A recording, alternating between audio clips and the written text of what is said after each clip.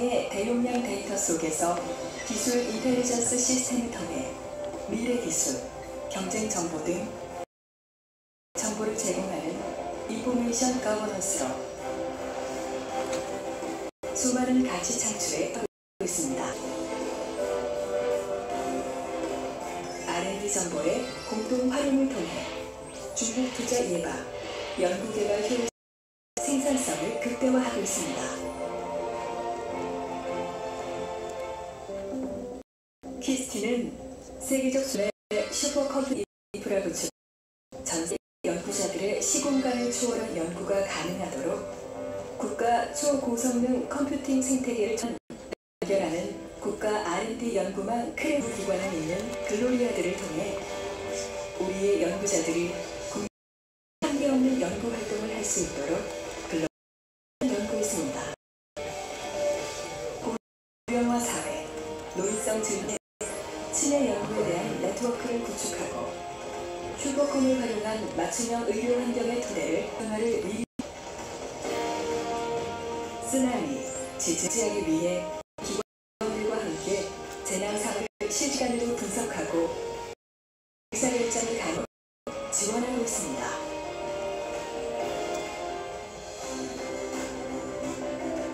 정보의 우선, 대한민국 과학기술단의 빛나는 이정표가 됩니다. 신뢰받는 국가과학기술 초고성능 과학기술 인프라로 키우는 세계 최고의 과학 강국을 향해 과학기술 정보로 더 좋은 세상을 만드는 글로벌 R&D 파트너 한국과학기술정보연구원 키스티.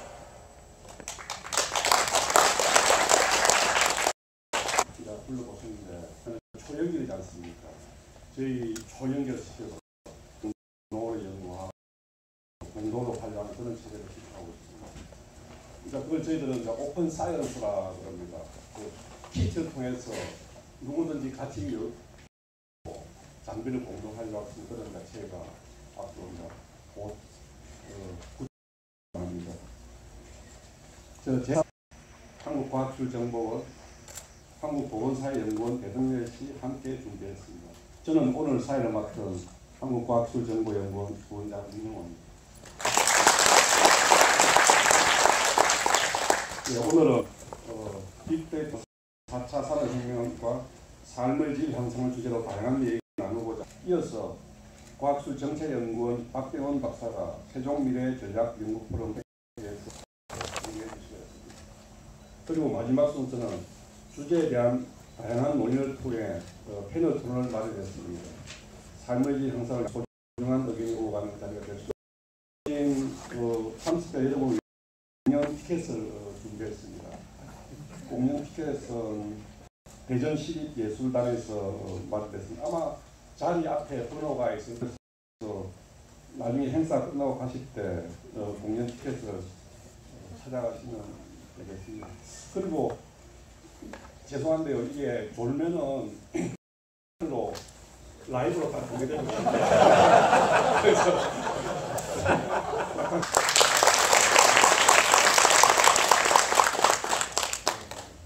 국가과학기술연구회 이상천 이사장님 모셨습니다.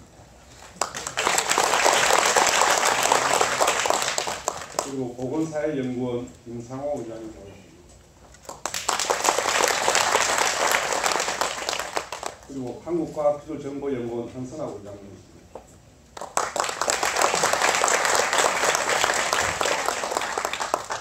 그리고 과학기술연합대학원대학교 문길주 총장님 모셨습니다.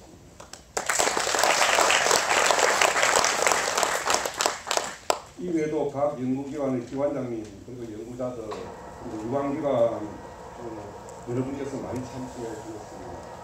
일일이 다 소개해 주지 못하는 양해해 주시기 바랍니다.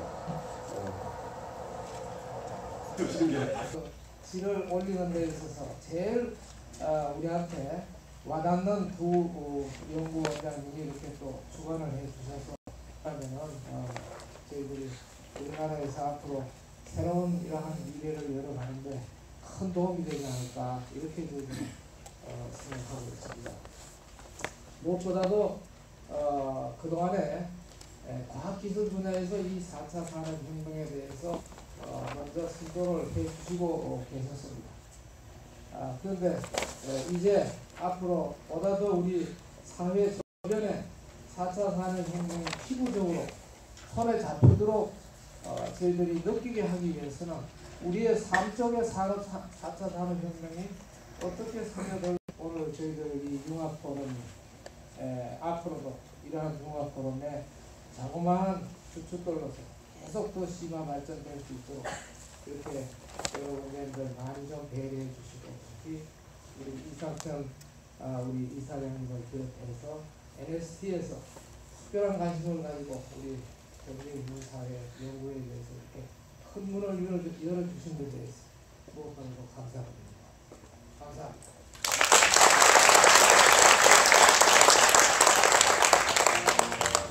네, 김종인 이사장님 감사합니다. 네, 다음으로 국가과학기술연구회 이상천 이사장님 앞으로 모시겠습니다.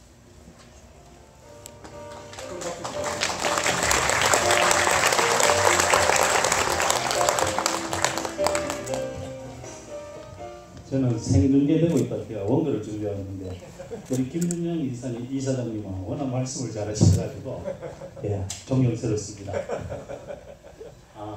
지금 이게 네 번째 그 융합 포럼입니다. 처음 시작할 때는 상당히 두려운 마음으로 시작했는데 이것이 과연 정착될 수 있을까 걱정을 했는데 오늘 진행되는 걸 보고 이제는 제가 마음을 놓을 수 있을 것 같습니다. 특별히 김준영 이사장님께서 특별한 관심을 표해 주시고 또 경제인문사회 연구회 소속 연구원장님들께서 적극적으로 참여해 주셔서 오늘 이 자리까지 오지 않았나 싶습니다. 특히 오늘은 그 한국보건사회연구원의 김상호 원장님 그리고 한국과학기술정보연구원 한선화 원장님께서 준비를 해 주셨습니다. 진심으로 감사드리고 또 오늘 발표하실 분과 패널 그리고 바쁘신 가운데도 오늘 많이 참석해 주신 기관장님 그리고 연구자 여러분께도 감사의 말씀을 드립니다. 지난번 제3차 포럼에서 4차 산업혁명의 물결에 대해서 경제인문 관점 그리고 과학기술 관점에서 한번 살펴본 바가 있습니다. 이제는 두 분야 간의 융합이 필요하다는 데 공감대를 만들었습니다. 사실 이라는 것은 기억하시겠습니다만은 2007년도에 스티브 잡스가 그 애플의 아이폰이라는 시제품을 발표하면서 많은 사람들이 주목을 받기 시작했지 않았어. 사람의 정신 노동까지 대체할 수 있는 그런 극자동화 시대로 도래할 걸로 예측하고 있습니다. 결국 빅데이터가 단순한 정보의 덩어리가 아닌 인공지능, 로봇이 주도하는 4차 산업혁명에 어떻게 활용될 것인가 달려있다 해도 과언이 아닙니다. 낙관도 비관도 할 수 없는 미래 사회에 대해 삶의 질 향상을 위한 실질적인 융합을 모셔간 것이 바로 오늘 이 자리고 이해하는 그런 귀한 시간이 되었으면 합니다. 다시 한번 그 포럼 융합에 참석해 주신 모든 분들께 감사드리고 안녕하십니까. 조항입니다.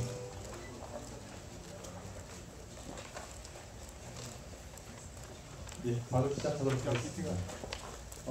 제가 이제 첫 번째 발제로 저희 오미애 박사님께서 이어받아서 해야 되고 어떻게 시작을 할까 참 고민을 많이 했었습니다.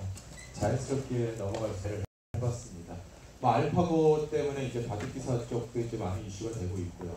그 다음에 운전기사, 최근에 이제 통근역대학원도 지원자 수가 많이 줄었다는 얘기를 들었습니다. 그 다음에 우리나라 1년 예산에 12배를 운영하고 있는 블랙록 같은 경우에는 40명의 핵심 펀드 매니저들을 다 해고시켰습니다.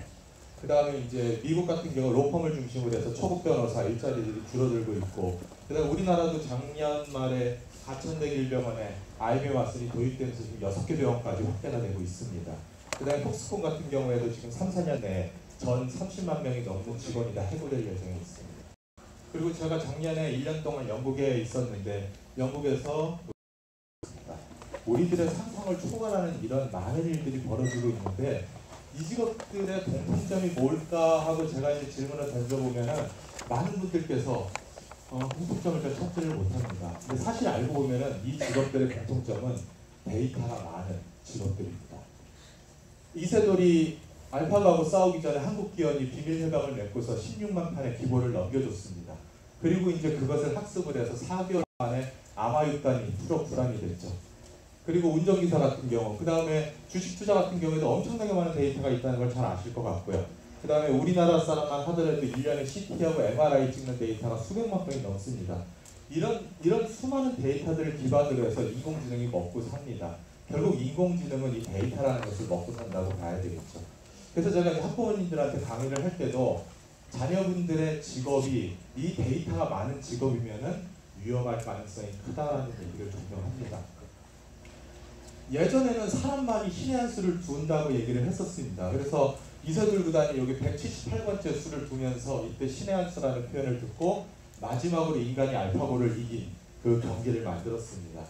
그런데 이번에 제가 게로 이제 경기들을 다 봤는데 이번 같은 경우에는 오히려 거꾸로 알파고가 신의 한 수를 만들었습니다.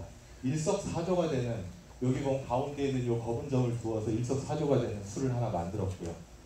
그 다음에 많은 분들이 커제가 첫 번째 판을 한 집반으로 졌다고 해서 그러면 커제가 굉장히 잘 싸웠구나 생각을 하는데 사실은 알파고가 20수, 30수 전에 집 차이가 6, 7집 나다 보니까 자기 집을 메꿨습니다. 무슨 얘기냐면은 집을 줄이기 위해서 일부러 그런 일을 했다고 이제 보여지는 거죠. 그런데 이제 재미났던 건 뭐냐면은 커제 구단이 너무 화가 나가지고 자기를 가지고 노는 것 때문에 너무 화가 나가지고 이쪽 흙을 공격을 하기 시작을 했습니다. 그랬더니 어떤 일이 벌어졌냐면은 알파고가 화가 났습니다. 그래서 하는 것은 빅데이터를 자꾸 주면은 크는 건 맞습니다. 근데 이 인공지능이라는 게 자기가 먹을 밥이 없어서 자기가 밥솥에다가 밥을 지어서 먹기 시작했다는 게 이제 저는 약간 우려스러운 부분이라고 생각을 합니다.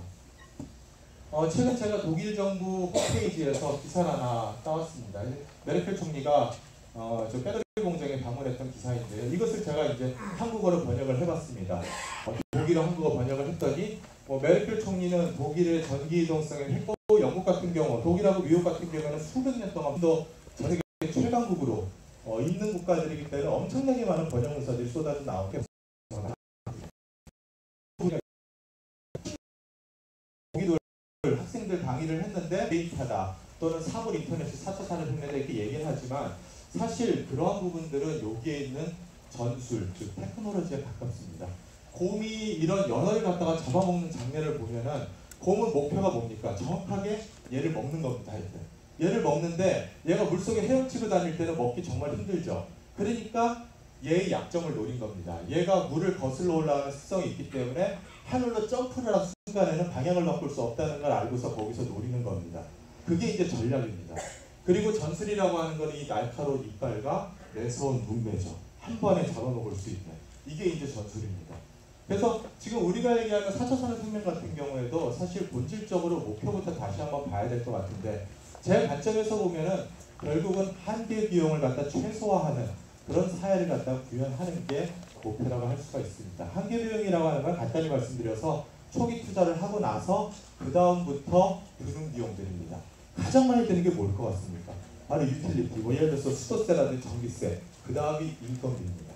인건비는 절대 못 줄입니다. 지금 경제가 어려워서 중소기업들이 투자를 갖다가 줄이더라도 사람을 해고시킬 수가 없습니다. 그러니까 결국은 인건비를 줄일 수가 없어요.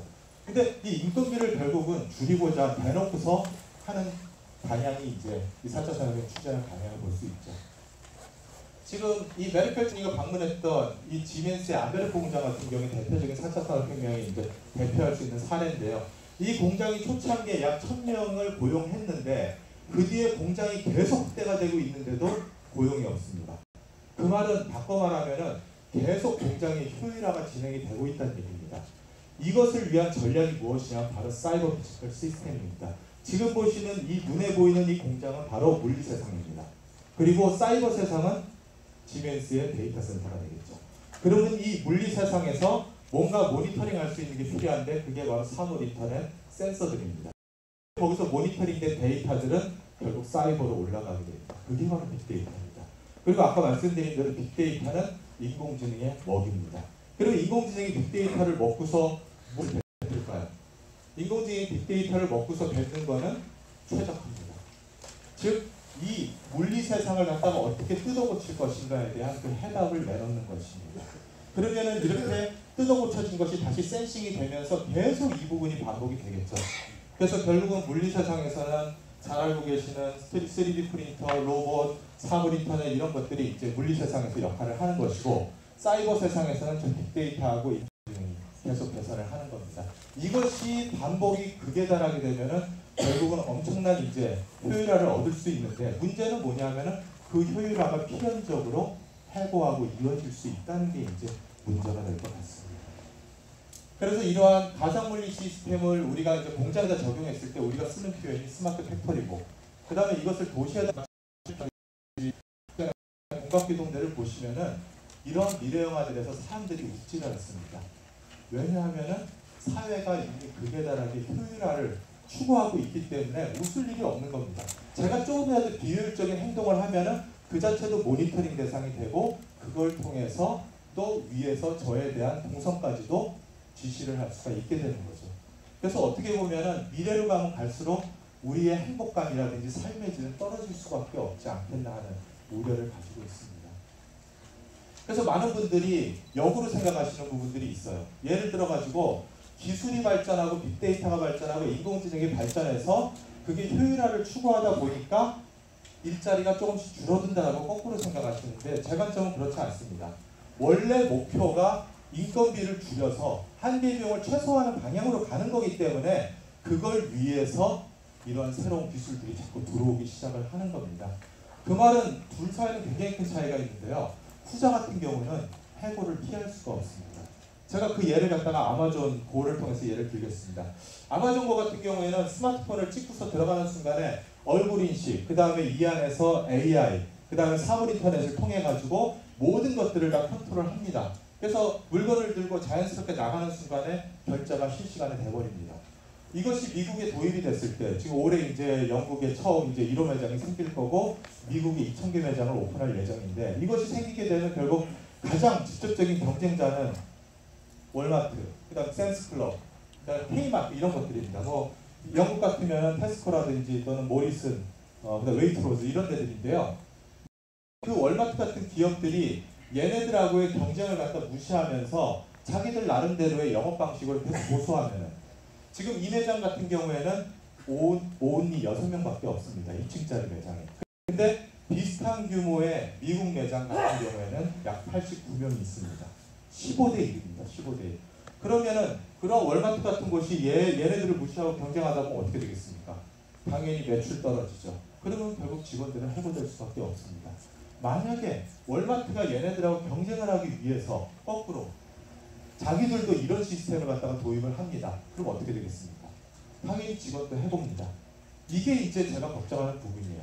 어떤 시나리오를 택하든지 간에 해고입니다. 왜냐하면 원래 이 기술들 자체가 그런 목표를 위해서 도입이 되고 있기 때문에 그렇습니다. 그래서 많은 분들이 로봇세 같은 것도 얘기를 하세요. 근데 저는 이제 이 부분도 사실 정확한 답은 아니라고 생각을 합니다. 왜냐하면 로봇이 인간을 해고시키기 때문에 로봇한테 세금을 걷어서 그것으로 이제 기초수급을 갖다 하겠다는 얘기인데, 우리 인간들이 돈만 있고 그 다음에 이제 밥만 먹는다고 해서 행복을 느끼는 건 아니지 않습니까? 결국 이제 삶의 질인데, 달라이라마가 얘기했듯이 일을 하면서 우리가 보람도 느끼고 가치도 얻는 겁니다. 저도 이제 늘 그런 부분에 대해서 동의를 하는 거고요. 근데 이런 부분이 없다고 하면은 정말 우리는 그냥 밥만 먹고 사는 하나의 그냥 동물처럼 돼버릴 수도 있지 않겠나, 심하게 얘기해서 그런 부분들이 많이 걱정이 되는 것이죠. 그래서 이 인공지능과 빅데이터를 통해서 만들어지는 최적화라는 것이 양날의 칼이라고 볼 수가 있는데요. 그것이 전체적인 사회의 효율을 개선하고 최적화를 이룰 수도 있지만, 반대급부적으로 우리의 일자리를 많이 잃을 수밖에 없습니다. 또는 이제 일자리의 질을 많이 떨어뜨릴 수밖에 없는데, 또 이거가 생겼고요. 그 다음에 서울만 하더라도 가산 디지털 단지, 구로 디지털 단지에 20만 명의 이상의 인력들이 이 모바일 개발을 위해서 새롭게 직장을 갖다 잡았습니다. 그러니까 결국 답은 현재 시장을 파이 나눠 먹는 게 아니라 현재 시장에서 새로운 시장을 자꾸 만들어 나가야 되지 않겠는가. 아까 말씀드렸듯이 인공지능을 잘 이용하고 빅데이터를 잘 이용하면은 그게 효율화에 따른 부작용도 생기지만 또 새로운 시장을 창출할 수 있는 기회도 만들 수 있겠다고 저는 믿고 있습니다. 예를 하나 들어가지고요. 최근에 구글카를 이용해서 환경 모니터링을 한 데이터입니다. 기존에 있던 대기 측정망 같은 경우에는 도시 전체에서 상당히 커다란 커버리지를 가지고 있지만 지금 이 구글차를 이용해서 락스, 즉 배기가스입니다. 배기가스를 갖다 측정한 걸 보면은 블락블락별로 다 잡을 수가 있습니다. 근데 이것을 잡는 게 문제가 아니라 이렇게 잡아보면은 우리도 예상하지 못했던 그런 새로운 단서들을 찾아낼 수가 있습니다. 예를 들어가지고 저 지역 같은 경우는 주변에 아무런 이 배기가스를 일으킬 만한 그런 원인이 없는데도 불구하고 굉장히 농도가 짙게 나타납니다. 그래서 그런 부분이 왜 나타났는지에 대한 조사를 하고 그 다음에 이런 배기가스들이 나타나는 흐름들을 어떻게든지 간에 또 개선하려고 하는 맞춤형 서비스를 만들어 나가면서 결국은 새로운 시장이 또 나오지 않을까 하는 그런 생각들을 저는 하고 있습니다. PCT 같은 경우에도 지금 초연결 지능 데이터 생태계를 구축하는 사업을 준비 중에 있습니다. 그래서 우리 만들어내는 휴먼 센서, 이건 이제 가상적인 표현입니다. 그리고 기계들이 만들어내는 이 기술적인 센서들을 갖다 융합을 해서 거기에서 그 다음에 인공지능 기술을 도입을 해서 그것으로부터 새로운 비즈니스 단초들을 만들고 그것을 저희들이 다 무제한 오픈을 해서 사업자라든지 연구자라든지 또는 개인들을 혜택을 입을 수 있게 만드는 초점을 좀 만들 생각입니다. 그래서 이번 달에 지금 원장님께서 대구시하고 지금 업무 협약을 맺으셨고요. 그 다음에 내일 또 부산시하고 저희가 업무 협약을 맺습니다. 그래서 이런 쪽에 있어서 PCT가 큰 역할을 할 것으로 저도 믿고 저도 한번 바칠 생각입니다. 우리의 미래 같은 경우에는 말씀드린 대로 희망도 있고 분명히 절망도 있습니다. 당연히 오늘 회의를 통해서 오늘 포럼을 통해서 우리가 어떻게 희망을 끌어낼 것인지에 대해서 많은 고민을 해야 될 것이라고 믿습니다. 감사합니다.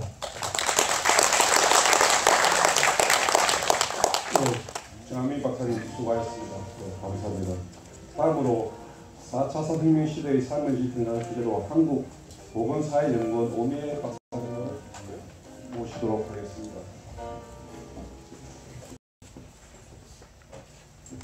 안녕하세요.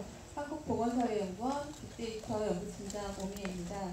오늘 제가 말씀드릴 내용은 4차 산업혁명 시대의 우리 삶의 변화입니다. 그리고 이러한 변화를 긍정적으로 이끌어가기 위한 우리들의 역할에 대해 화두를 던지고자 합니다. 우선 4차 산업혁명 시대를 우리 삶의 변화와 함께 이야기를 할 때 가장 먼저 우리가 떠올릴 수 있는 부분은 일자리 변화입니다. 어떤 일자리가 사라지고 어떤 일자리가 새롭게 등장할 것인지도 매우 중요하지만 무엇보다 우리가 주목해야 하는 부분은 미래의 직업에서 강조되는 그런 핵심적인 요소가 특정한 분야만이 아닌 다양한 영역에서 고려한 그런 종합적인 판단 능력이 필요하다는 것입니다. 감성지능과 사고의 유연성을 가지고 문제와 해법을 도출하는 역량은 점점 중요해지고 있습니다. 잠재적인 자동화 가능성은 분야마다 다르게 나타날 수 있지만 이러한 역량은 모든 분야에서 중요해집니다. 현 정부에서 최우선 정책 역시 일자리 창출이며 이것은 4차 산업혁명 시대의 핵심적인 변화임과 동시에 과제입니다. 이번 일자리 관련 추경 규모가 총 11조 원에 이르고 이 중 4.2조가 일자리 창출과 관련되어 있습니다. 한편 최근 산업부가 발표한 일자리 전망을 살펴보더라도 2025년까지 4차 산업혁명과 관련된 그런 신산업 분야에 38만 개의 일자리가 생겨날 것으로 그렇게 전망하고 있습니다. 그러면 이처럼 우리 미래에서 강조되는 역량과 일자리의 변화와 더불어 4차 산업혁명 시대의 변화되는 우리 일상적인 삶의 모습은 어떨까요? 제가 두 가지 시나리오를 준비해 왔습니다. 먼저 병원 응급실을 가야 하는 경우 환자는 휴대전화로 사전 등록을 합니다. 그리고 도착하면 웨어러블 건강 모니터링 기기를 받습니다. 그리고 치료에 필요한 도구들이 준비가 되고 의약품이 자동으로 조제됩니다. 자동으로 처리됩니다. 그리고 이러한 과정과 결과는 데이터로 축적되고 진단의 정확성을 향상시키기 위해 활용됩니다. 이러한 기술은 의사와 간호사의 역할을 대체하는 것이 아니라 의학적으로 올바른 의사결정을 내릴 수 있도록 돕는 그런 역할을 합니다. 그 다음으로는 상품을 구매하는 모습입니다. 그 부분이라고 생각합니다. 상품 진열대에는 로봇에 의해 관리되고 센서로 재고가 추적됩니다. 결제는 휴대전화로 이루어지고 추천 시스템에 의해 맞춤형 모바일 쿠폰이 바로 사용됩니다.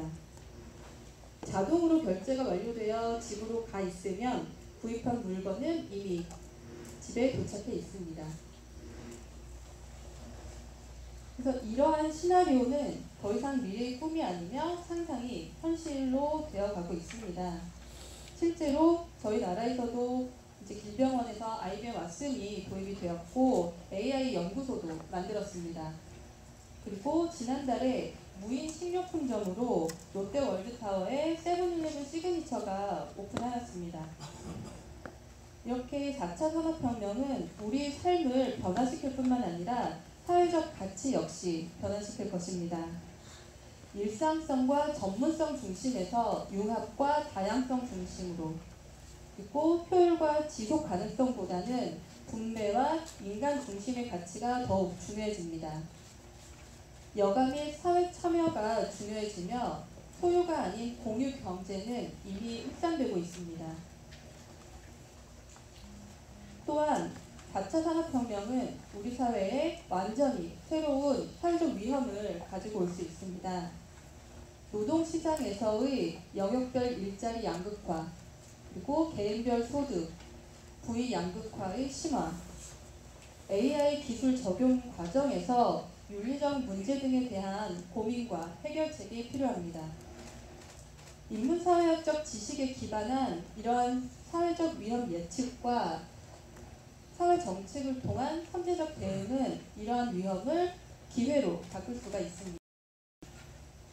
왜냐하면 이러한 다양한 사회적 위험, 저는 4차 산업혁명 시대가 가져가는 단계에 나아가게 하는 그런 사회를 말씀드릴 수 있습니다. 복지사각지대 시스템은 빅데이터와 인공지능을 기반한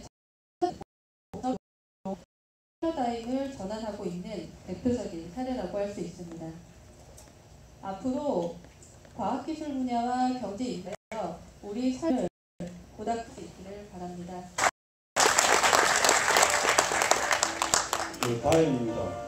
이 발표자가 15분 정도 딱 얘기가 많이 나오고 그래서 하는데 뭐 저는 그 말을 별로 좋아하지는 않습니다. 정확히 저희 스태피 입장에서 보면 기술 가속화에 의한 사회 경제적 변화이고요. 기술 가속화의 변화의 내용이 실은 디지털리제이션 뭐 이런 식으로 연상이 됩니다. 가장 핵심에 IT가 있는 경우고요. 근데 그걸 포함해서 실은 어떤 기술적 충격이든 외부 환경에 변해서 실은 굉장히 많은 국내 문제, 국외 문제들이 등장을 하게 되는데 옛날하고 다른 게 뭘까? 굉장히 많이 쓰는 고약한 문제라는 걸 들고 왔습니다. 실은 고약한 문제는 이제 사회과학에서 리틀이 얘기한 무엇이 원인인지 문제인지 원인을 합의하기 힘들고 확실한 답이 없고 맞고 틀린 답이 있는 것도 아니고 좀 더 나은 답이나 부족한 답이 있을 뿐이고 성공 여부를 판단할 수 있는 객관적인 평가 지표가 없습니다. 언제 정책을 끝내야 할지 정해진 규칙도 없고 오늘의 해법이 내일의 문제가 됩니다. 저희가 경처럼 정책 연구를 하거나 관계계획 쪽에서 제안한 정책은 뭐 이 정도 될 겁니다. 근데 부처가 수행한 정책은 이거죠. 근데 어떻게든 현장에서 문제를 풀어지는 바텀없이게 되는 이게 특히 경사현 쪽에 저들 스스로는 약간 폴리시 엔지니어링이 많습니다. 그런 미래 연구가 왜 중요하냐면 지금까지 저희한테 주어졌던 경쟁의 것들은 저희보다 앞선 나라들부터 문제를 받고 저희는 문제를 굉장히 잘 풀어온 케이스거든요. 그래서 지금은 저희 스스로 문제를 정의를 해야 되는. 그래서 저희가 이제 미래연구센터가 있는 거고 포럼의 목적이 거기에 있는 게 아닌가. 저희들이 실험했던 내용들을 막 약간 다양성이 있는데 미래연구를 하는 입장에서 보면 약간 다양성이 실은 문제를 푸는데 좀 더 도움이 된다고 생각합니다. 그리고 최종적으로 이제 전문성으로 비교가 되지만 어떤 문제를 보는 다양한 시각들을 어떻게 잘 융합할까가 실은 문제 해결의 중점이고 그 관점에서 이걸 보셨으면 좋겠습니다. 그냥 필요성은 그냥 공문서에 있는 얘기입니다. 굉장히 다양하고 어려운 문제에 봉착하고 근데 현재 미래지식과 연구자는 공공연구기관, 민간 대학 등에 분산되어 있으며 대표적으로 사이버에 기반한 문제를 풀고 있는 거죠. 대표적으로 과기연구계나 경사에 좀 뒤에 나오게 큰 연구축을 어떻게 융합할까에 관련된 게 세종 미래전략연구 프로그램으로 되어 있습니다. 그래서 국가 차원의 미래정책 아이디어 발굴을 위한 미래 가운데점 전략 전문가의 연구 네트워크 구축이 현재 내용입니다. 근데 이 시초가 실은 저희들이 세종 열어보면서 시작을 했습니다만은 그 시초는 아마 여러분 서별관 회의 들어보셨는지 모르겠습니다. 초창기에 지난 정부 때 국정기획수석인 윤용 수석의 부탁으로 인해서 경사에 8군데, 그다음에 과학계 쪽 8군데 총 16개 기관이 모여서 이 모임을 시작을 했습니다. 제목은 출연기관 협업 네트워크이고요. 지금 이 네트워크가 약간 실제 이 멤버 중에 계셨던 게 아마 장기태 원장님, 박현우 박사님이시던 그 멤버 중에 한 분이셨습니다. 저는 이제 실무 관장을 했었고요. 허재인 박사님도 실은 그쪽의 멤버 중에 하나, 노동연대 참여했던 중에서 이미 시초가 있습니다. 저희가 거의 한 달에 한 번씩 한 1년 반 진행이 됐었고요. 실제 이제 과제를 했던 주제들이 한 5개 정도 됩니다. 이건 이제 경상이 협동연구 과제로 도와주셔서 이 과제를 했었습니다. 제목들을 보시면 과학기술계 문제하고 인문사회계 문제를 실은 잘 뽑아서 했던 거고요. 더 재밌는 건 실은 어떻게 했을까? 이 주제 같은 경우는 키스트가 PM을 하고 나머지 연구기관이 참여했던 굉장히 초창기적인 연구 결과입니다. 최종 결과는 이제 보고가 서면 보고를 했는데 실제 대통령께 전달됐는지 잘 모르겠습니다. 이 네트워크에 계속 있다가 저희들이 이제 세종으로 이사를 하게 됩니다. 세종으로 이사하게 되면서 이 네트워크를 어떻게 일부 끌고 갈까에 대한 고민을 할 때 산업연에 계시는 유 원장님께서 도와주셔서 그때 국민경제자문회에 계셨었죠. 이 엄브렐라를 국민경제자문회의 엄브렐라 갖고 저희가 똑같은 모임을 다시 시도를 하게 됩니다. 그래서 경사의 쪽으로 보면 실은 경사의 세종시대 개막인 거죠. KDI는 좀 1년 일찍 와서 고생을 많이 하셨습니다만 나머지 기관들이 한꺼번에 오면서 저희 경사의 세종 이전을 했고요. 일종의 이제 지역적 근접성, 혁신의 가장 어떤 조건 중에 하나인 프락시미티라고 하는 것들을 저희들이 갖추기 시작합니다. 실은 대덕에 이미 과기원들이 있었고요. 그다음에 경사에 내려오고 더더욱 재밌었던 건 이제 이쪽 지역의 중심이어서 광역 지자체에 있는 지방 발전 연구원들을 저희들이 꼬시기 시작합니다. 이 과정이 아까 말씀드린 대로 일종의 어떤 브레인 익스프레스 벨트인 거죠. 이쪽에 산업기관이 있긴 하지만 적어도 국내에서 최고의 과학기술계 전문가, 인문사회계 전문가, 그 다음에 지방의 문제를, 현장의 문제를 다루고 있는 세 군데의 네트워크를 어떻게 뽑을 거가 실은 쪽이었고요. 26, 20, 25, 지역연만 하더라도 지금 16개가 있습니다. 이미 디폴트로 되어 있고 정부부처가 세종에 있기 때문에 중앙부처하고 광역지자체, 그 다음에 이제 기업들을 저희들이 꼬시기 시작했죠. 이게 시작이 말을 만들 때 굉장히 고민을 했었는데 그냥 제가 해서 풀까. 그 다음에 약간은 모임이 처음에 네트워크로 시작했기 때문에 부담 없이 그냥 시작했습니다. 연구입니다. 말 그대로 네트워크이어서. 그 다음에 공동체라는 이름으로 해서 세종 미래전략연구 포럼으로 지어져서 왔습니다. 아까 이미 말씀드린 참여연, 경사연, 과기출연연, 지역연 더하기 공공 및 이쪽에 관련 전문가나 언론, 그다음에 흥행경제자문회의가 지금 굉장히 많이 도와주셨습니다. 저희는 그냥 보시면 운영위원회가 있고요. 후원은 저희가 한 2년간 흥행경제자문회의에서 돈을 받았고, 재원은 그뿐만 아니라 스태프에 저희 원장님께서 많이 도와주셔서 미래무센터에서 매칭을 해서 한 명씩을 지원했고, 저희 센터장이고요. 홍성주 박사가 실무과장하면서 고생을 많이 했고 있습니다. 어떤 주제를 할까? 이렇게 굉장히 고민이 많았었는데 잘 모르거나 이미 알려져 있지만 그 중요성을 간과하거나 이전에 당연시 됐던 가정이나 전제가 작동하지 않거나 발생 가능성이 돼도 발생했을 때 영향력이 굉장히 큰 과학적 문제의 정의들. 그러니까 제가 대단해서 약간 농담을 드린 의전이 세다.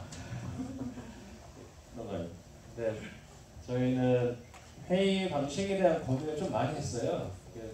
미래무센터다 보니까 어떻게 실은 사람들의 아이디어를 끌어내는 작업들에 대한 고민을 굉장히 많이 했고, 그래서 한 4가지 정도 됩니다. 첫 번째는 채팅마우스 룰이라고 해서 저희들이 안에서 얘기하는 내용을 밖에 가서 얘기할 수 있는데 누가 얘기했는지를 코트를 하지 않습니다. 저희들 회의록을 적을 때도 빵빵빵 적습니다. 물론 자세히 읽어보시면 누가 얘기하는지 압니다. 근데 일반적으로 이게 보시면 저희들 자기수로 어떤 센서십이 있어서 최대한 어떤 문제를 덜어내는 작업을 위해서 채팅마우스 룰을 적용을 했고요. 이게 영국에 있는 건데 외교 문제나 어떤 이런 문제를 할 때 적용되는 룰이어서 첫 번째입니다. 두 번째는 저희가 4시간 합니다. 기본적인 생각은 2시간에서 2번 하는 것보다, 왜냐하면 두 번째 회의 때 앞에 30분은 다시 리뷰하는 데 쓰이거든요. 일종의 딥다이브 형식으로 시간 한 4시간 정도는 가야 되겠다 생각 때문에 했고요. 보통 2개 정도의 발표가 들어갑니다. 그 분야의 최고의 전문가를 저희들이 모셔서 기본적인 지식과 문제를 던지게 하고 패널과 모더레이터가 진행하는 형식이어서 4시간 동안 진행되는데, 가장 핫했던 것들은 아마 R&D 체계에 관련된 토의가 기억이 나는데, 거기 계셨던 분들이 얼마나 울분이 많으신지 굉장히 오래 길게 진행됐던 기억이 납니다. 또 한 가지는 아마 뒤에 그림을 보시면 알겠지만 제 발표자가 제일 두껍습니다. 다 발표하는 건 아니고요. 어떤 결과들이 나왔는지 실은 곰곰이 보시면 포럼의 성격을 이해하실 텐데, 비주얼 띵킹이라고 해서 저희들이 그래픽 일러스트레이터를 빌려서 한쪽 걸려서 끝까지 계속 회의를 적어갑니다. 근데 그리는 거죠. 저희는 회의록이 있는 게 아니고 그림이 있습니다. 그 그림을 보시면 알 수 있고요. 이게 이제 일반적으로 되는, 제가 보기에는 거의 최초나 유일의 방학제 용암대 투어로 이미 시작을 했던 케이스가 아닌가. 그래서 이런 식으로 되어 있고요. 보고서가 있습니다. 하다 보시면 나중에 보통 대표적인 브레인스토밍이나 포스트잇 작업들, 그다음에 이 친구가 지금 홍대 디자인 대학원에 있는 일러스트레이터, 그래서 이게 전부 회의록입니다. 쭉 가면서 실은 4시간 내에 회의의 흐름을 이것만 보면 쭉 흘러가는 거죠. 회의록으로 적으면 지금 1시간 전에 무슨 얘기를 했는지 기억이 안 되지만 이런 식으로 벽에 쭉 집단적으로 실은 브레인 스토밍을 하게 하는 방식으로 도입을 했고요. 이게 이제 보고서가 좀 2번이 있습니다. 몇 개의 결과를 보여드리면, 저희들이 처음 했던 작업 중에 우리는 미래를 대비하고 있는가, 첫 번째 포럼의 목표였을 거고, 그 다음 이제 처음 했던 게 이제 글로벌 트렌드가 이런 게 있고, 우리가 당면한 문제가 이런 것들이야. 초창기에 프레임 정리라고 이렇게 시작을 했었습니다. 아마 이게 제가 발표한 자료 중에 하나일 텐데요. OECD 지표 중에 제가 굉장히 좋은 것도 있는데 굉장히 안 좋은 지표들이 많습니다. 제가 일부러 찾았습니다. 지금. OECD 자살률 1위고 노인 자살률이 전 세계 1위입니다. 2위보다 2배가 높고요. 노인 빈곤율 세계 1위, 가계부채 증가가 굉장히 많습니다. 1인당 독서량 뒤에서 1위입니다. 지금 보시면 청년 창업 후 생존율 뒤에서 1위, 평균 수면 시간 뒤에서 2위, 노사 대상자. 이게 이제 저희들이 당면한 문제인 거죠. 여기 보시면 이제 그 다음에 했던 게 아까 미래사회 연구 전망에 관련된 내용들, 유감대 투어에서 어떤 것들이 진행됐고 이런 것들이 저희들이 진행됐던 내용들, 이건 굉장히 재밌게도 저희들이 포럼 중에 한 번은 그 충남 내포시에 갔었습니다. 호상에. 그때 아까 제가 말씀드린 지방령이 포함됐다고 말씀드렸지 않습니까? 그 충남연구원에서 이제 저희하고 굉장히 코업을 하고 싶어 해서 그 충남 도청에 갔었어요. 그때 안희정 지사가 8시간 내내 계속 있었습니다. 처음 시작해서 처음에 맥주 마실 때까지. 그래서 대선 주자가 나올 줄 몰랐죠. 물론 짐작을 하고 있었지만 솔루션을 내는 건 다시 연구 주제가 될 거라고 생각이 듭니다. 어떻게 할까? 현재 약간 국민경제 자문회 이제 부의장님이 조금 보여주는 것 같아요. IT를 50% 보고 왜 그러냐니까 다양성과 융합을 위해서 새로운 기회를 만들기 위해서 그렇게 인력을 뽑았다고 하더라고요. 지금 이제 박병원 박사님도 다양성 융합을 이제 오늘 전체 주제와 한국노동연구원 회장 박사님 기획에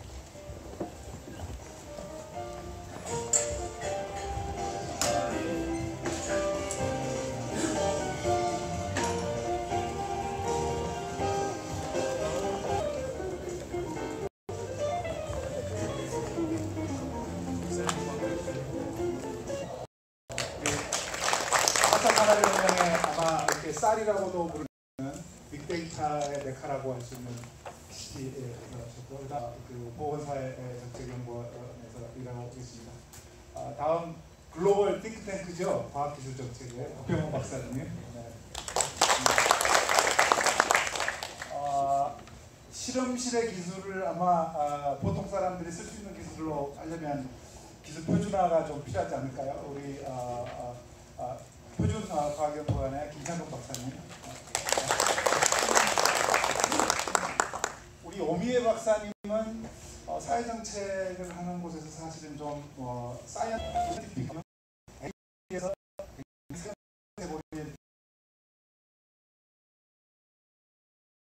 또 일을 하고 계신 것 같습니다. 4차 산업을 선도하는 그 부분에 있어서 융합이고요. 저희는 사실 한국표준과학연구원의 국가천적지능센터를 하고 있습니다. 그래서 12년 정도 과학기술 데이터 관련해서 국가적으로 이제 일을 하고 있습니다. 그 부분에서 이제 생각을 해보면 초기 한 5년 정도는 과학자 입장에서 데이터를 생산하는 걸 시작을 했었습니다. 그래서 그냥 모으면 쓰겠지 그런 생각들을 가졌었는데 실제로 이게 산업 쪽의 측면에서 보게 되면 또 다른 생각을 가지고 계시더라고요.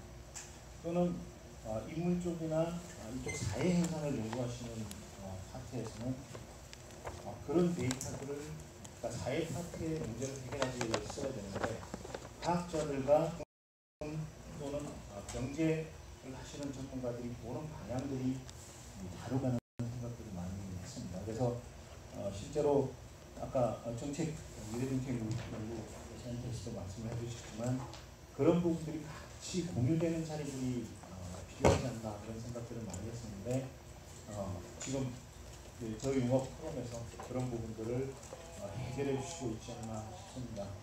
그리고 과학기술연구에 한참 회장님께서 말씀하셨는데 실제로 애플이 이노베이션을 하기 위해서 했던 부분이 기술 파트하고 그다음에 디자인 파트를 같이 하나의 팀으로 만들면서 이노베이션을 했고요. 그다음에 삼성도 그걸 도입해서 이건희 회장이 실제로 기술 파트가 잘 이제 껍질을 벗겨서 보시면 과학기술 쪽에서도 데이터가 있고요. 사회 현상을 연구하는 쪽에서도 데이터를 보고 계신 겁니다. 근데 그걸 연결시킬 수 있는 부분들이 굉장히 필요합니다. 특히나 이 키스티 한사의 원장님 계신 키스티가 그런 역할들을 하는데 큰 역할을 한다고 기대를 하고 있습니다. 그래서 사회 데이터하고 과학기술의 데이터를 융합할 수 있는 그런 모습입니다.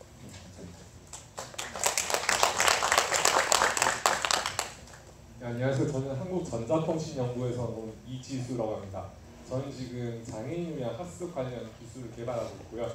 그런 기술 과제뿐만 아니라 이제 전에로 이제 사회적 약자를 위한 기술을 개발하는 AOC를 지금 운영하고 있습니다.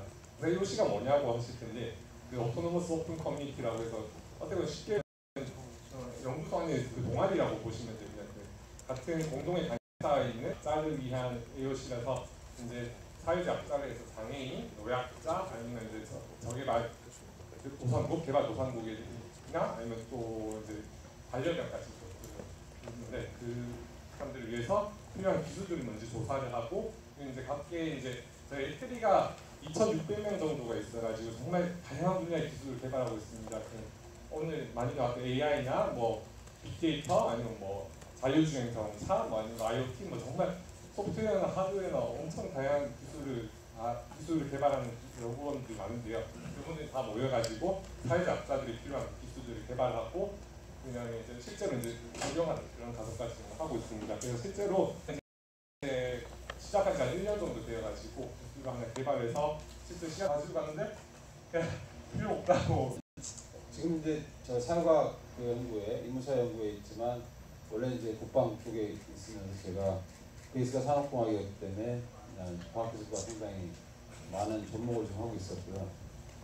특히 이제 그 사실 4차 산업혁명하면서 빅데이터가 생성이 되면 가장 영향을 받는 것이 여러분들이 움직이는 공간에서의 운행 그 교통에 대한 문제, 수송 문제가 가장 접목이 되죠. 5천만 명을 5년마다 한 것이 가구통행 조사를 했는데 가구통행이 안 나오고 그 예를 들어 동단위로 또는 구단위로 하는 일종의 그 오리진 데스티네이션이라는 기종점을 이렇게 저희들이 대략 분석을 해서 어디다 돈을 넣을지 어디다 대중교통 하나 더 넣을지를 다 했었는데 이제는 가구통행 조사가 아니고 개인통행 조사까지 가능한 여러분 스마트폰 때문에 이렇게 돼서 이제 분석이 되고요. 그렇다면 지금 저렇게 아침에 만원버스를 타야 되는 건가 그리고 서서 가야 되는 건가 하는 것들 이거를 아침에는 또 그런 차량들이 오후에는 텅텅 비어간단 말이에요. 이렇게 저희들이 다양하게 교통체계와 교통 모드를 분산을 시키면서 빅브라더는 아마 굉장히 적절하게 도로와 차량 간의 분산 그리고 그 네트워크를 분산해서 아마 어디 가시든지 안 막히게 다닐 수 있게 해드릴 수 있을 것 같습니다. 그게 저희가 지금 추구하는 융합 모델이 되는 거고 교통연구원이 지금 그거를 준비하고 있고요. 사실은 그거 풀기 위해서 상당히 노력을 하고 있습니다. 근데 과학기술의 이 노력이 필요해요. 거기에는 저희가 어떻게 하면 기술적으로 어디 있는지 여러분 정확히 알게 될 건가 하는 거, 로케이션 트래킹 문제죠. 그다음 어떻게 센서를 차량에 달아서 어느 분야에 자율주행 도입할 건가 하는 것도 다 되고, 과연 버스를 자율주행 할 건가 말 건가, 또는 제가 이제 하나 제안하고 싶은 거는요. 저희가 지금 최근에 우리 이창 원장님하고 다 고민하는 문제가 하나 있어요. 그게 뭐냐면 고속도로도 통행하고 싶은 거죠. 명절 때나 또는 아주 통행이 많은 주말 통행 때 저희가 예를 들어 명절 때 차도 예약하죠. 가서 또 버스 예약합니다. 항공도 예약하고 도로만 예약을 안 하거든요. 예약을 할 수 있을 텐데 그럼 저희가 수요 조절해가지고 서울 대전, 서울 부산 정확한 시간대에 저희들이 그 통행을 보장하고 싶은 거예요.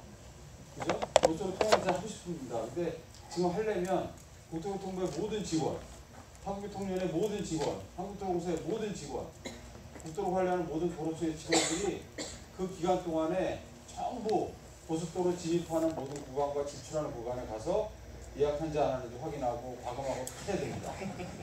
근데 이게 기술적으로 가능한 시대가 됐거든요. 그래서 과학기술과 인문사회가 저희가 이 포럼에서 만약에 이런 과제를 공동으로 기획해서 한다면 풀릴 것 같아요. 이게 저는 그걸 오늘 던지고 싶은 겁니다. 그래서 그거를 이 두 분 이사장님께서 그거를 만약에 교통연구원을 중심으로 저희들이 뭉치면 이 문제 풀립니다. 풀리면 명절 때 또는 특별 수송 기간 때 또는 최근에 우리가 해야 되는 올림픽 기간 때 고속도로 통행량제만 풀어주면, 그죠? 풀어주면 이게 기술적으로 그리고 정치적으로 또는 인문사회적으로 과학기술적으로 풀어주면 이건 국민들에게 큰 행복감을 줄 수 있지 않나 생각합니다. 그래서 오늘 한번 이거 제안을 더 드리고 이게 만약에 된다면 저희들이 적극적으로 같이 기술 개발에 또는 정책 개발에 나설 의미가 있다는 말씀을 드립니다. 조만간 우리가 그러니까 통행으로 고소를 할 수 있는 때 기다려도 되겠군요. 그렇죠. 통행료를 낼 수 있지 않을 수 있지에 대해서 해봐야죠. 나중에 그 프로젝트 나중에 결과 보고했을 때 제가 사회 보던 그런 네트워킹 하고해서 사이트가 나왔다고 얘기 좀 해주시죠. 사실은 오늘 토론회가 개성넷을 통해서 실시간으로 중계도 되고 있고 사전 질문도 받아서 저희가 사전 질문 목록 가지고 있는데 그 중에는 사실은 좀 원장님 정도 이렇게 수준에서 대답을 해주셨으면 좋을 만한 질문도 있습니다. 그래서 긴장하고 계시기 바랍니다. 제가 어느 원장님한테 부탁드리겠습니다. 그런데 이제 사전 질문 받은 질문에 대해서 저희 패널들이 이 얘기를 좀 말씀을 드리기 전에 플로어하고 여기 계신 분들 먼저 질문을 좀 받고 실시간으로 이렇게 질의응답을 하면 더 좋을 것 같습니다. 그래서 플로어에서부터 먼저 질문이 있으신 분 질문을 받겠습니다. 그리고 질문을 하실 때는 간단하게 소독하고 이름 소개해 주시고 시작해 주시면 고맙겠습니다. 혹시 플로어에서 질문하고 싶으신 분 계신가요?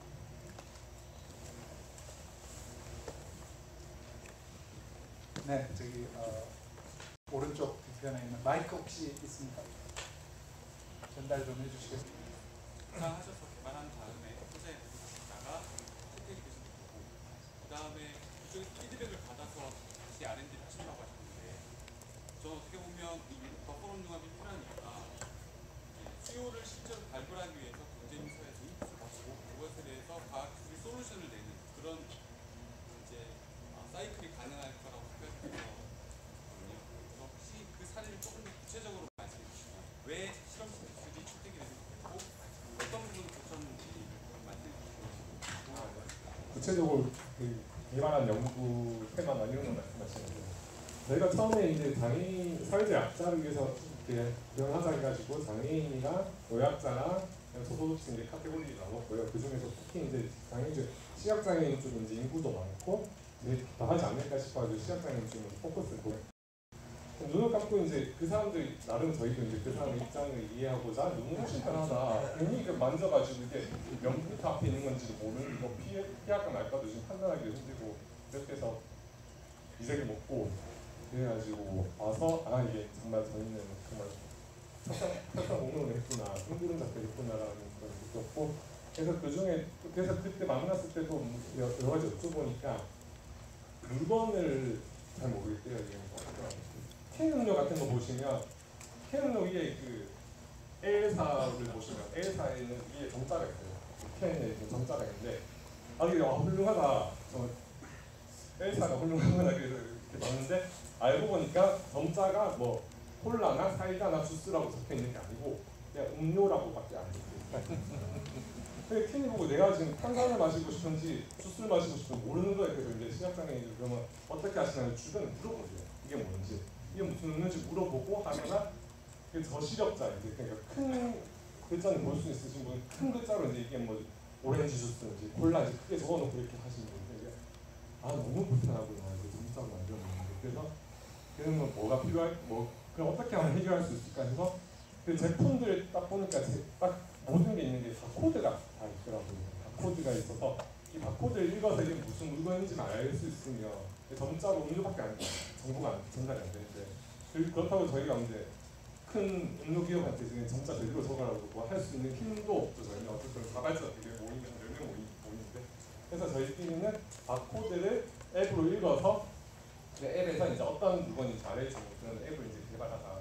그러면 이제 점자 아까 말씀드린 18시리가 점자 몇 천만 원 되는데 앱이야 뭐 저희 다 개발자고 하니까 자체적으로 만들어서 시험도 하고 뭐 제품 등록도 하고 할 수 있어서 그쪽에 저희가 지금 포커스를 맞추고 있고 지금 제품을 계속 등록을 하고 있는데 아무래도 다 등록하기 좀 한계점이 있어가지고 어떻게 좀 더 효율적으로 이렇게 제품을 등록시켜서 거의 모든 제품에 이제 어떤 제품인지 말해주는 그 앱을 만들기가 저는 아직 고민을 계속 하고 있습니다. 이렇게 한번 저희는 사이클을 거쳤고요. 그래서 저희는 정말 만나서 이렇게 많이 겪었는데 그거를 보건연구소나 여러 연구소 분들이랑 토의를 해서 심층적인 그런 기술을 개발했으면 더 깊이 있는 정말 필요한 기술을 개발할 수 있지 않을까 해서 저희 이번 포럼에 더 기대가 크고요. 네, 그리고 아까 그 발표해 주셨는데 그 초연결 사회로 가면서 이제 어떻게 보면 직업이 많이 힘든 이제 정보 같은 걸 다 이제 이용할 수 있는 사회가 돼서 제가 봤을 때는 시각장애 장애인분들도 이제 보조공학 기술이나 노인분들도 이제 사용할 수 있는 컴퓨터나 단말기만 개발이 되면 그분들도 연결이 돼서 충분히 풍요롭게 이제 지금까지 기술을 소외받으시는 분들도 새로운 삶을 사실 수 있지 않을까 해서 저는 4차 산업혁명에 이해하는 것도 좀 문제가 있다고 보여지고요. 저는 4차 산업혁명의 큰 정신을 철학을 갖다가 사회 전반 시스템이 혁신하는 쪽에 어떻게 좀 넓힐 건가 하는 부분도 고민해야 되지 않을까 싶습니다. 이건 박병현 박사님의 질문해야 될지는 모르겠습니다만 우리가 이제는 생산과 소비의 주체가 모호해지고 뒤에 엔진 정비를 진단하는 거 보면 소비자가 결국은 또 다른 데이터를 생산해갖고 생산자의 역할을 하듯이 생산과 소비의 주체가 모호해지고 또 지금까지 해오던 주체와 객체의 개념이 모호해지는 단계이기 때문에 사회 전반 시스템에서 예를 들면 지금까지 정책을 개발하고 하는 부분이 정부가 독점했다는 이런 부분을 어떻게 현장에 있는 정책 전문가들이 참여하는 형태로 갈 건가. 또 하나 연구개발도 마찬가지 우리가 연구개발 주체들이 자기네들 반대를 발전해서 연구개발을 해왔다는 이게 수요자하게 하고 그다음에 시민단체라든지 이런 소비자를 포함해서 어떻게 이렇게 융합해서 할 건가 이런 부분까지 고민하면서 우리가 너무 4차 산업혁명의 그 큰 정신을 갖다가 산업과 기술의 관점에서만 보지 말고 우리나라 사회적인 전반적인 시스템을 어떻게 바꿔 나갈 건가 하는 관점에서도 큰 고민을 해야 되지 않을까 생각됩니다. 질문을 혹시 이렇게 겹칠 수도 있으니까 두 분 손 드신 분들 한꺼번에 받고 패널들한테 마이크 옮기겠습니다. 원장님, 예, 오늘 좋은 자리 감사드리고요. 저는 정현민 연구 박사님께 질문을 드리고 싶습니다. 아까 발표하신 내용 중에 지능형 센서 오픈 데이터 플랫폼 말씀을 하셨는데 저는 굉장히 좋은 말씀이라고 생각을 하고 단지 지금 방금 질문 주신 거하고 같은 맥락일 수도 있는데 플랫폼이라는 게 기술적인 측면에서만 이 플랫폼을 가지고 접근을 하는 데는 좀 한계가 있지 않겠나. 지금 말씀하신 플랫폼이 어느 정도 진도가 나가 있고 하는지를 한번 좀 말씀해 주시고 그다음에 거기에 법제도적인 측면도 이런 사회문화적 이런 것들이 좀 같이 가미가 되어야 되지 않을까 하는 그런 측면에서 저는 어느 정도 진도가 나가 있는지를 한번 여쭙고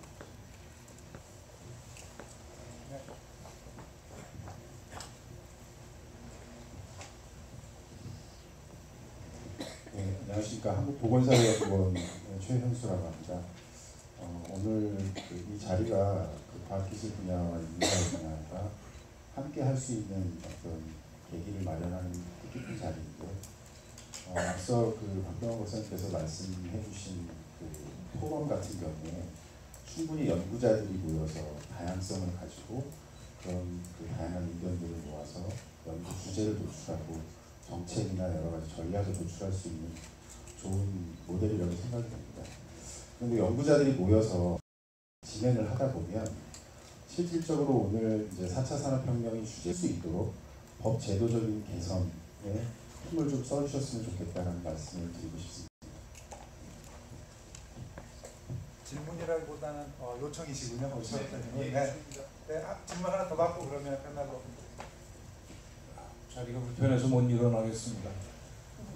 난 정현민 박사한테 사실 이런 얘기를 좀 기대했습니다. 왜냐하면 독일에서 1년 계셨다니까 지금 전 세계에서 4차 산업혁명을 쓰는 국가는 우리나라밖에 없잖아요. 다 이름들이 다른데 이것들을 한번 우리가 논할 때가 됐다 이렇게 생각을 하고요.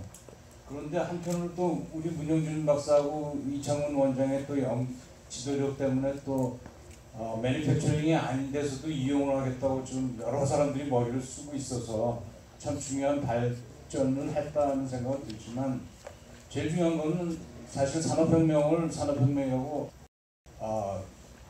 불러본 적이 없습니다. 그러니까 이 산업혁명의 그걸 제가 열심히 지금 읽어봤습니다. 근데 독일 같은 경우는 제조업이 최강국이고 그 다음에 미국 같은 경우는 클라우드 컴퓨팅을 쥐고 있는 그런 기업들이 다 몰려 있습니다. 일본 같은 경우에는 뭐 페퍼 로봇을 비롯해서 최근에 지금 구글로부터가 60점에서 50점 차이입니다.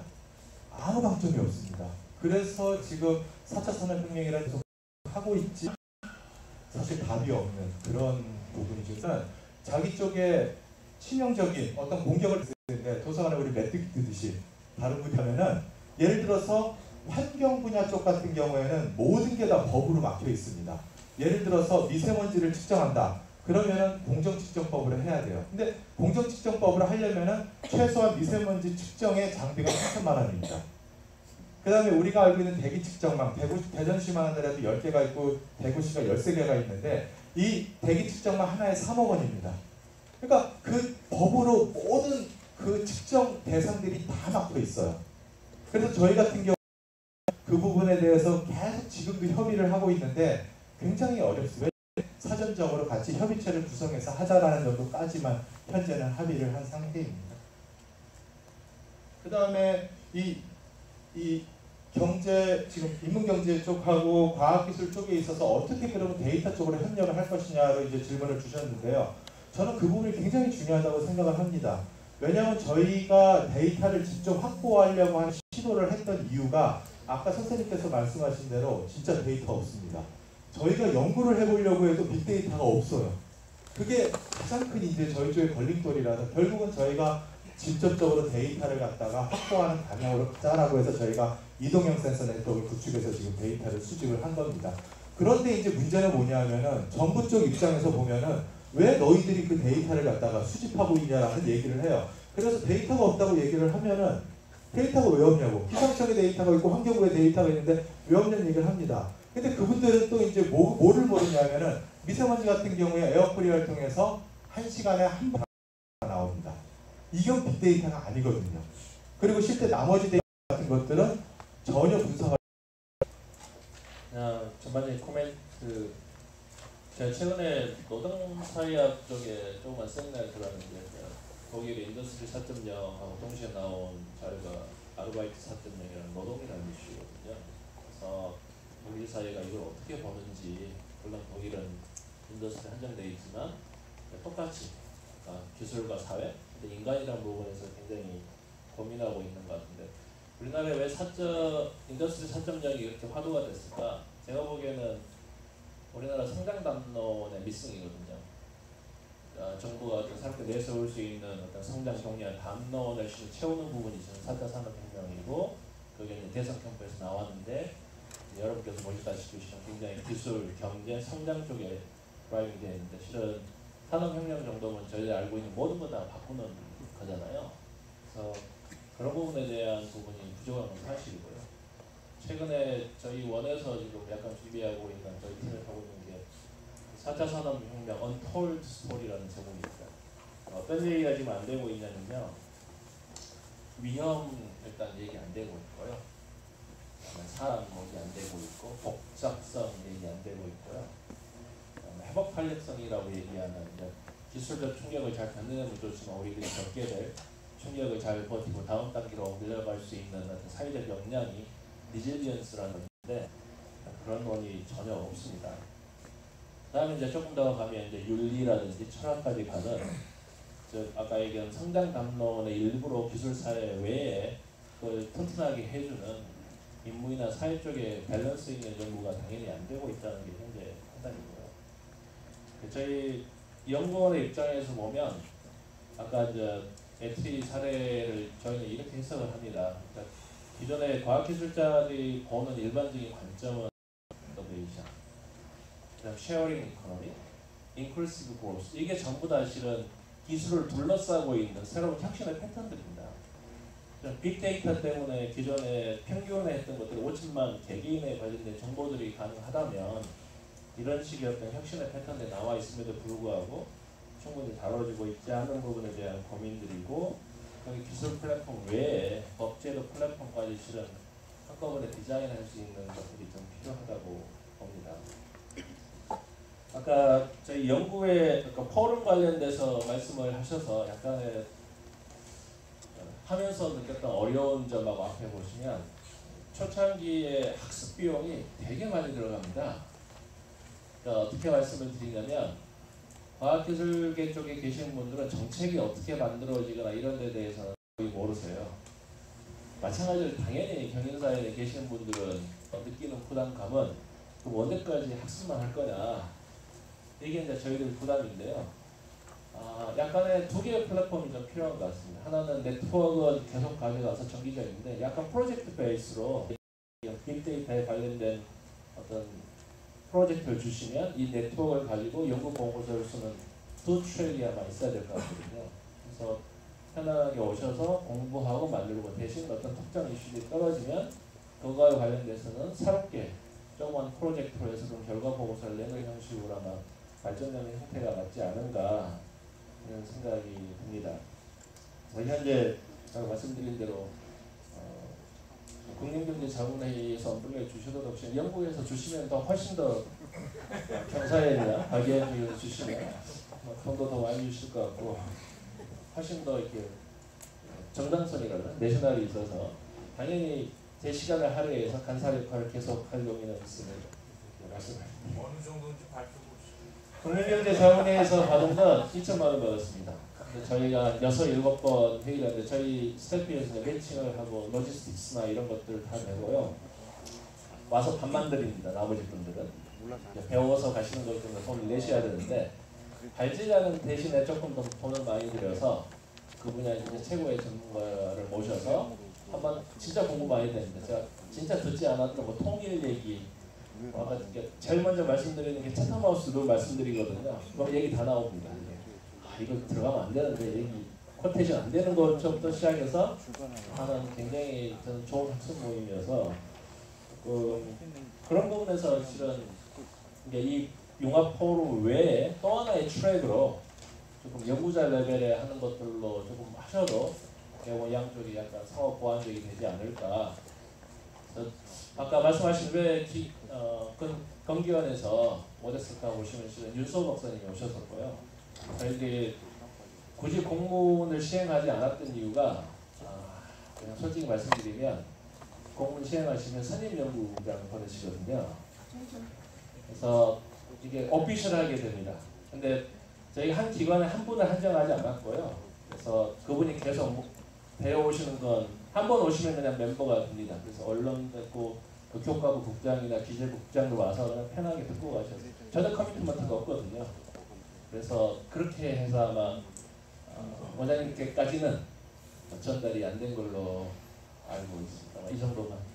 네, 우리가 제한된 시간이 있어서 사실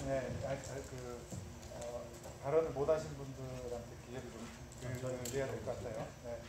그래서 일단 하시는 말씀 이렇게 스스로 해주세요. 제가 제기하는 거보다 제가 안 시켜서 좀 문 박사님한테도 제가 경험한 것들을 같이 좀 공유하고 싶은 생각이 있어서 말씀을 드렸습니다. 저희가 국가적으로 27개 데이터 센터를 운영하면서 데이터를 모으고 있습니다. 물리학, 재료분야뿐만 아니라 의료 쪽도 모으고 있는데요. 아까 정학민 박사님이 얘기하셨는데 데이터가 없는 건 아닙니다. 어디에 있는지 모르고 있는 거고 또 사실은 이런 의료 데이터를 만드는데 이 분야 분들만 하고 계십니다. 사실 모릅니다. 인문사회 하시는 분들도 이 뇌졸중이나 이런 문제들을 해결을 해야 되지만 그걸 해결을 하기 위한 그 과학기술 관련된 데이터라는 게 어디에 있는지는 모릅니다. 문제만 제시하게 되는 거거든요. 그 다음에 과학기술을 하시는 분들은 본인들이 그 뇌말 영상을 찍으면 배우는데 이걸 어떻게 사회적으로 모든 분들이 의견을 같이 모아서 그런 것들이 풀려갈 수 있게 해야지 방향이 되지 않을까 싶습니다.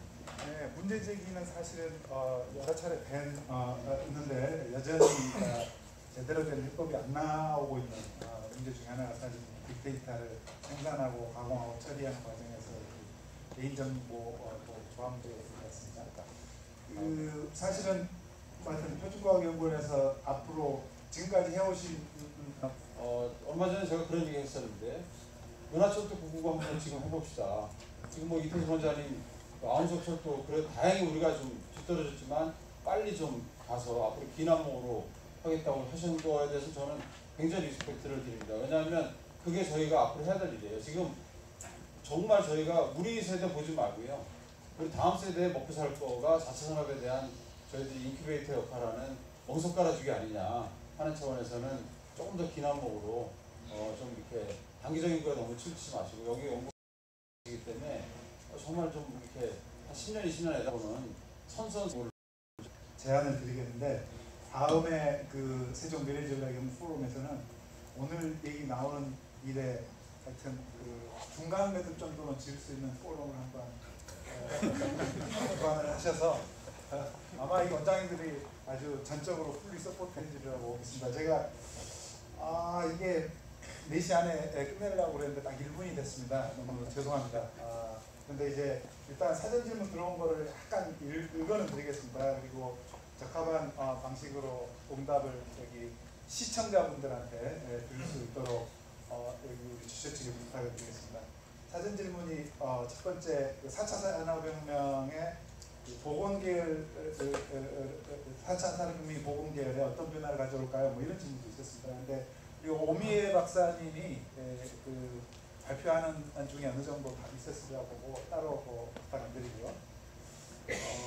과학기술계하고 인문사회계열이 효과적으로 협업을 하려면 어떻게 해야 될까요? 어떤 방안이 있을까요? 이런 질문도 나왔습니다. 그런데 방금 충분히 얘기된 것 같습니다. 그리고 오늘 이 세션이 끝나면 사실은 좀 자유롭게 네트워킹을 하면서 궁금했던 거 함께 보는 거 이런 거를 하는 게 사실은 이 융합포럼의 그 큰 의의일 것 같고 세종 미래전략연구 포럼도 프로젝트 하시려고 하지 말고 그렇지 않는 게 당분간 큰 역할일 것 같습니다. 그 다음에 위치와 국가적 차원에서 마련되면 좋을 정책이 뭐라고 생각하십니까? 이건 원장님께서 한번 누군가 1분만 할애를 해서 대답을 해주셔야 될 분 같은데 하여튼 부탁을 드릴까요? 5번째, 과학기술계가 4차 산업혁명을 맞이하는 자세에 대해서는 많이 들었습니다. 사실 저는 인문사회 쪽은 많이 들었는데 과학기술계 쪽에 대해서 듣고 싶지만 이분은 과학기술계 쪽은 많이 들었는데 인문사회 쪽에서는 어떻게 받아들이고 있습니까? 뭐 이런 질문을 하셨어요. 그 다음에 6번째 질문은 다른 연구 범위로 인해서 서로 이해하는 시간이 부족하다. 제도화를 통해 네트워킹 강화할 방안이 있겠는가. 사실은 얼마 전에 제가 들은 얘기 중에 회의 시간은 줄이고 대한민국의 그 잘 나가는 학자분 중에 한 분입니다. 교수님인데 회식 시간은 절대 예산도 줄이지 말고 시간도 줄이지 마라. 뭐 이런 얘기 하더라고요. 그러니까 부담 없이 함께 좀 어울리다 보면 이게 제도 말고 사실 다이얼로그를 통해서 해결될 수 있는 부분도 많이 있을 것 같습니다. 그래서 이런 질문들이 나왔는데 안타깝게도 더 많은 얘기를 나누지 못한 것을 안타깝게 생각을 하고요. 그 원장님들 다음 스케줄도 있을 것 같아서 오늘 이 정도로 마치고 좀 남은 얘기는 네트워킹 시간에 하도록 하겠습니다. 고맙습니다.